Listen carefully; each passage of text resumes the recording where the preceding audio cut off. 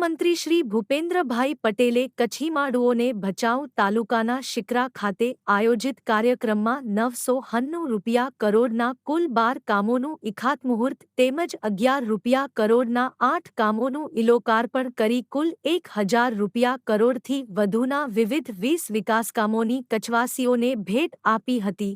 મુખ્યમંત્રીશ્રીએ શિકરા ગામ ખાતે આયોજિત કાર્યક્રમમાં વિકાસકાર્યોની ભેટ આપતા જણાવ્યું હતું કે વડાપ્રધાનશ્રીએ નાનામાં નાના માણસની પરવા કરીને તેને મુખ્યધારામાં લાવવા પ્રયાસ કર્યો છે।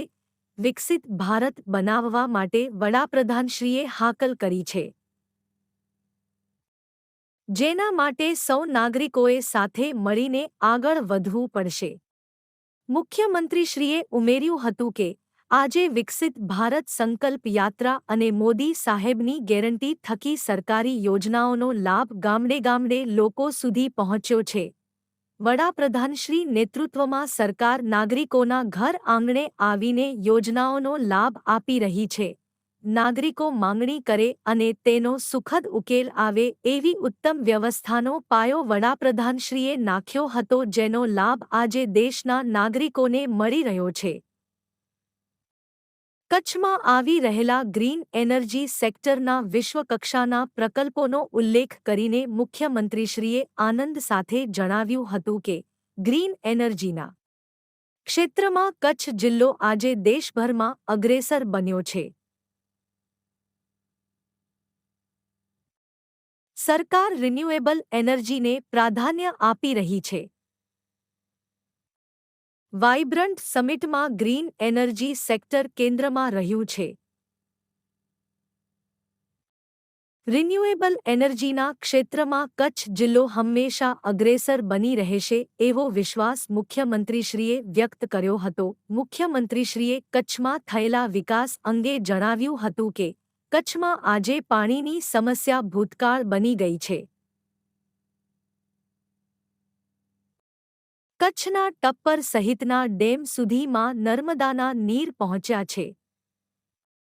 આજરોજ ખાતમુહૂર્ત થઈ રહેલા રોડ રસ્તાઓ કચ્છના લોકોને ખૂબ જ ઉપયોગી થશે એ બાબતે હર્ષની લાગણી મુખ્યમંત્રીશ્રીએ વ્યક્ત કરી હતી। ₹740 કરોડના ખર્ચે તૈયાર થનારા ભુજ ભચાઉ હાઈસ્પીડ કોરિડોરના ખાતમુહૂર્તના કામનો ઉલ્લેખ કરીને મુખ્યમંત્રીશ્રીએ જણાવ્યું હતું કે આ રોડથી કચ્છીમાડુઓને શુદ્ધ કનેક્ટિવિટી મળી રહેશે। ધોરડોને બેસ્ટ ટુરિઝમ વિલેજ આંતરરાષ્ટ્રીય એવોર્ડ અને સફેદ રણમાં G20 સમિટના આયોજનને વડાપ્રધાનશ્રીના કચ્છ પ્રત્યેના પ્રેમ અને દીર્ઘદ્રષ્ટિનું ઉદાહરણ ગણાવી મુખ્યમંત્રીશ્રીએ કચ્છમાડુઓને અભિનંદન આપ્યા હતા। અબડાસા ખાતે આર્ટસ એન્ડ કોમર્સ કોલેજને સૈદ્ધાંતિક મંજૂરીની જાહેરાત મુખ્યમંત્રીશ્રીએ કરી હતી।